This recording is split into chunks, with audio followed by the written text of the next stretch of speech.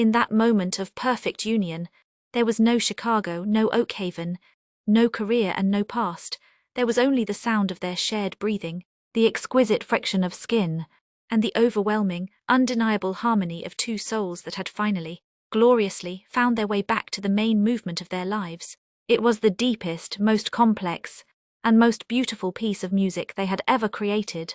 They woke late, tangled together in the comfortable afterglow of their reunion. The easy, unhurried pace of the morning was a luxury Adrian hadn't known since he was a teenager. Finn had gone downstairs to make coffee, promising the exact same level of perfection as the day before, leaving Adrian alone in the warmth of the bed.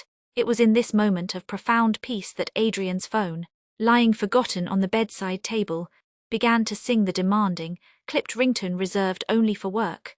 Adrian snatched it up before the second ring, a visceral reaction that pulled him instantly out of the quiet bubble of Oakhaven and back into the high-stress, precision-driven world of the city. The caller ID flashed, Maestro V. Sterling, Chicago. He cleared his throat, his heart already hammering in a familiar, anxious rhythm. He sat up, pushing the duvet aside.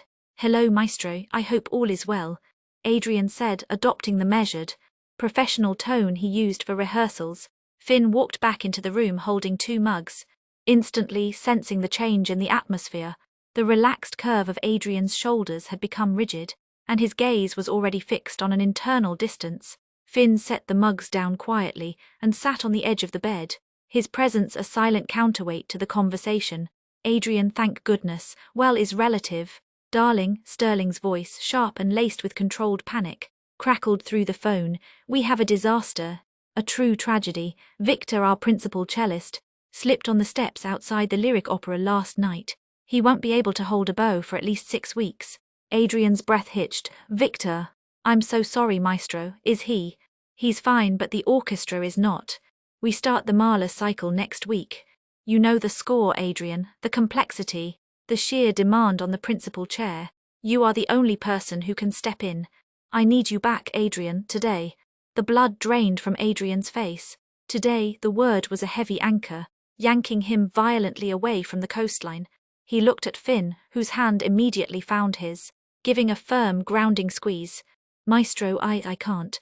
I'm tied up with family matters here until Friday," Adrian said, trying to push back, a small, weak protest against the weight of his commitment. "Family matters, Adrian, this is the Mahler 10th. This is your career. You step up now, and you step out of the section forever. We're talking about solidifying your position as principal. You have to be here. We'll charter a car to get you to Portland for the last flight out." Adrian closed his eyes, the pressure of the moment overwhelming. He could feel Finn's hand, warm and strong, but he could also hear the clear, undeniable summons of his destiny. This was the opening he had waited a decade for. He couldn't say no. "Maestro," Adrian finally said, the word heavy, "I can be on a flight tomorrow morning. I will be in rehearsal by noon."